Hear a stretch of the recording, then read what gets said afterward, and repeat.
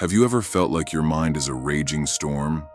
Thoughts of the past, worries about the future, swirling around, leaving you restless and anxious with no peace in sight? It's a feeling many of us know all too well.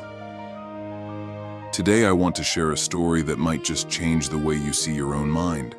A story about a young man named Marco and his profound journey to find tranquility. This isn't just a story. It's a guide to discovering the peace that already exists within you. So get comfortable and let's embark on this journey together. Our story begins with Marco, a 24-year-old man who had everything the world told him he should want. He had a good job, friends, and a comfortable life. Yet, despite all this, he was deeply unhappy. His mind was a relentless battlefield. Regrets from his past would haunt him, replaying mistakes and missed opportunities. At the same time, the future loomed like a dark cloud, filled with anxieties about what might go wrong, what he needed to achieve, and the constant pressure to succeed. He was never truly present. When he was with friends, his mind was at work. When he was at work, his mind was on his personal problems. His mind was like a stormy sea, and he felt like he was drowning.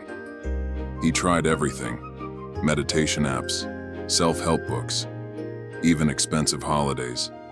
But the storm inside him never calmed. The noise was constant, a relentless hum of anxiety that drained his energy and stole his joy. He yearned for just a moment of silence, a single moment of true, profound peace. One day, feeling more lost than ever, Marco heard whispers of a wise old man, a renowned former psychologist who had left his successful city practice to live a simple, secluded life in a remote mountain village. People said this man possessed a deep understanding of the human mind and had helped countless souls find their way back to serenity. Desperate for a solution, for an answer to the chaos in his head, Marco saw a glimmer of hope. He decided he had to find him. After days of travel, through winding roads and lush green valleys, he finally arrived at the small, humble village.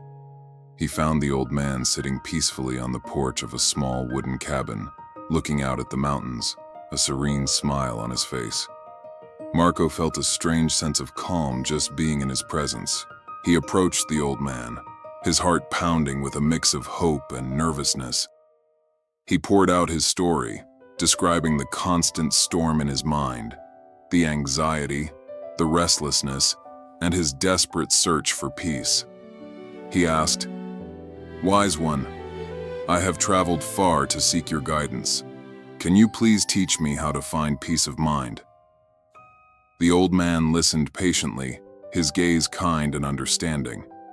He didn't offer a complicated theory or a long lecture. Instead, after a long moment of silence, he simply nodded. He stood up, went inside his cabin, and returned with a simple ceramic cup, which he filled with water right to the very brim. Not a millimeter of space was left. He handed the cup to Marco.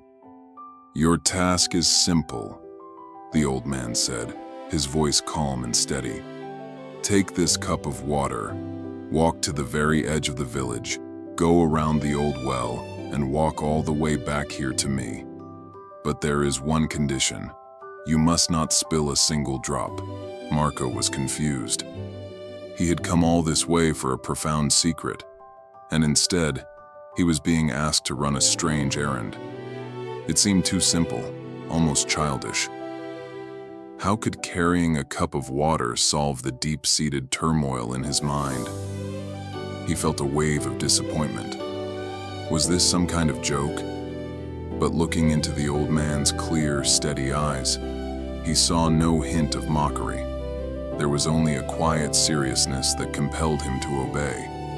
So, with a sigh of skepticism, he accepted the task. He took the cup, his hands trembling slightly as he felt the weight of the water, poised precariously at the edge. He took his first step, and then another, his entire world shrinking to the small ceramic cup in his hands. The journey began. As Marco started walking, his focus narrowed intensely. Every part of his being was concentrated on one single thing: the surface of the water in the cup. He had to adjust his pace with every uneven stone on the path. He felt the slight shift of the liquid with every breath he took. His steps became deliberate, slow, and incredibly mindful. The village was bustling with life. Children were playing and laughing nearby, their shouts echoing in the air. A blacksmith was hammering away in his workshop, the rhythmic clanging a familiar sound of village life. The aroma of freshly baked bread wafted from a nearby house. People greeted him as he passed. "Good morning, Marco." But he barely registered their words. For the first time in as long as he could remember, the usual chatter in his head was gone. There were no thoughts of his embarrassing mistake at work last week. There were no worries about the presentation he had next month. There was no anxiety, no regret, no planning. There was only the cup. There was only the water. There was only the present moment.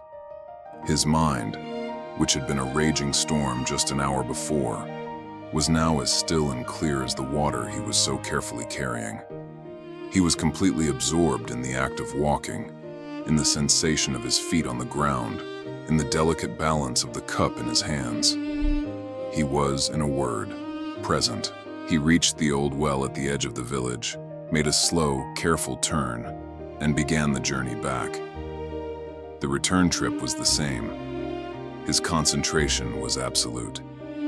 He was aware of his surroundings, but only as a backdrop to his primary task.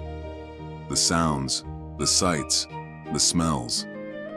They were all there, but they didn't pull him away. They didn't trigger a chain of thoughts or worries. They were simply part of the fabric of the present moment, a moment he was living more fully than he had ever lived before.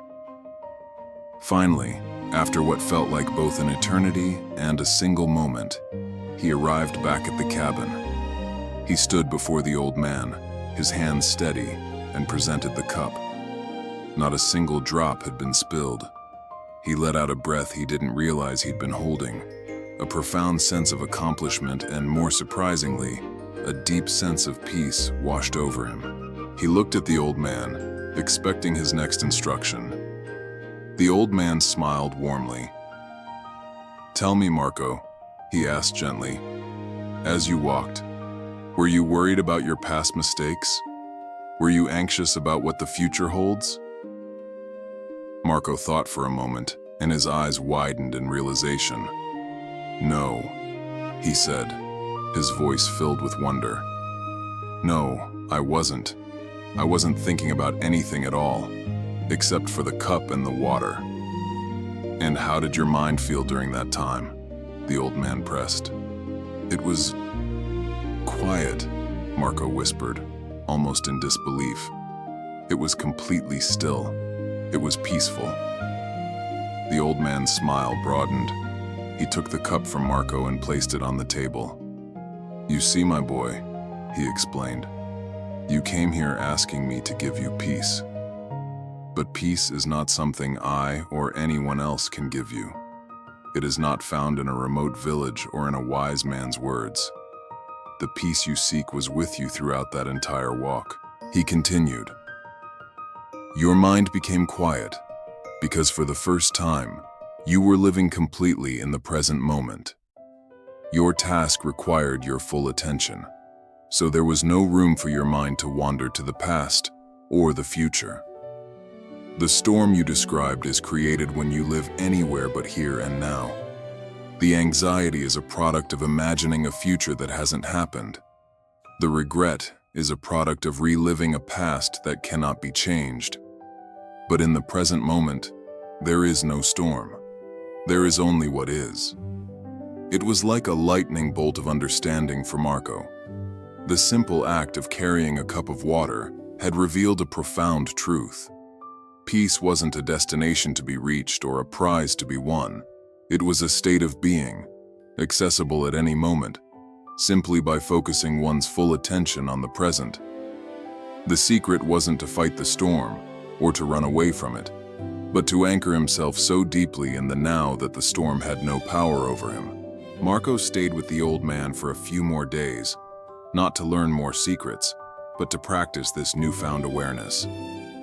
He helped the old man tend his garden, chop wood, and cook meals. With each task, he practiced bringing his full attention to it, just as he had with the cup of water. He felt the texture of the soil, listened to the sound of the axe splitting wood, and savored the taste of the simple food. The peace he had experienced on his walk wasn't a fleeting moment. It was something he could cultivate, a skill he could develop. When it was time to leave, he thanked the old man, not for giving him an answer, but for showing him how to find it within himself. Marco returned to his life in the city, but he was a changed man. The external circumstances were the same, but his internal world had been transformed. He was no longer a restless soul tossed about by the storms of his own mind. Of course, the thoughts of the past and future didn't vanish forever. But now, when they arose, he knew what to do. He would gently bring his attention back to the present moment. If he was washing dishes, he would focus on the feeling of the warm water on his hands. If he was walking to work, he would notice the feeling of his feet on the pavement. He learned to anchor himself in the now. He had found his inner peace, not in a remote village, but right where he had been all along, in the quiet space of the present moment. This story of Marco is a powerful reminder for all of us.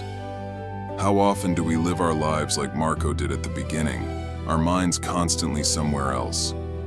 We're on a beautiful walk, but we're composing an email in our heads.